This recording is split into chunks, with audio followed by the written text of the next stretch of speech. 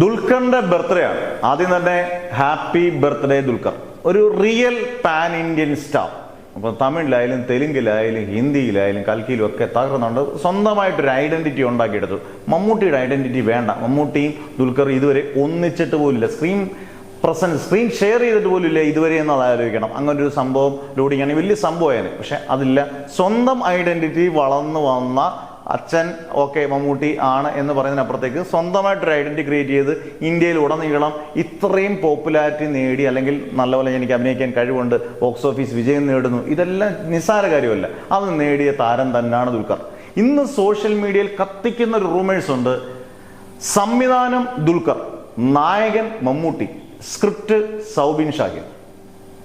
ഇത് ഗംഭീര ഒരു ന്യൂസാണ്. ഒരു രക്ഷയില്ലാത്തൊരു ന്യൂസാണ്. പക്ഷെ ഒരിക്കലും നടക്കാത്തൊരു ന്യൂസ്.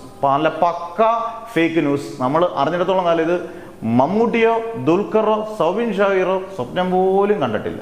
അന്നേരം സ്വപ്നം കാണാത്തൊരു സാധനം നടക്കാനുള്ള സാധ്യതയില്ല. ആദ്യം നമ്മളൊക്കെ ആഗ്രഹിക്കുന്ന മമ്മൂട്ടിയും ദുൽഖറൂടെ സ്ക്രീൻ ഷെയർ ചെയ്യട്ടെ. അത് ചിലപ്പോൾ ഒരു ചാൻസ് ലോക 2-ലോ ലോക 3-ലോ ഒക്കെ ചാൻസ് ഉണ്ടായിരിക്കാം.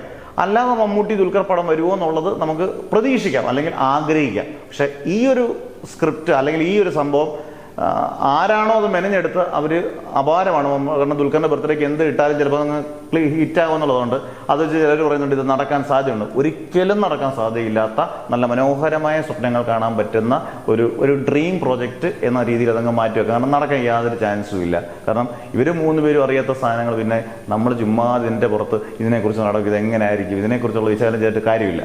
നല്ല നല്ല പ്രോജക്റ്റുകൾ വരട്ടെ. ദുൽഖറിന്റെ ഗംഭീര പ്രോജക്റ്റുകൾ വരുന്നുണ്ട്, മമ്മൂട്ടിയുടെ വരുന്നുണ്ട്. ഇവർ തമ്മിലുള്ള ലോക 2-ൽ ഇവർ ഒരുമിക്കുന്ന ഒരു സ്ക്രീൻ ഷെയർ ചെയ്യുന്നുണ്ടെങ്കിൽ അത് നല്ല രസകരമായിരിക്കും എന്നൊക്കെ നമുക്ക് ഉറപ്പായിട്ട് പ്രതീക്ഷിക്കാവുന്നതാണ്. പ്രതീക്ഷിക്കാവുന്നതിനെ കുറിച്ച് നമുക്ക് സ്വപ്നം കാണാം.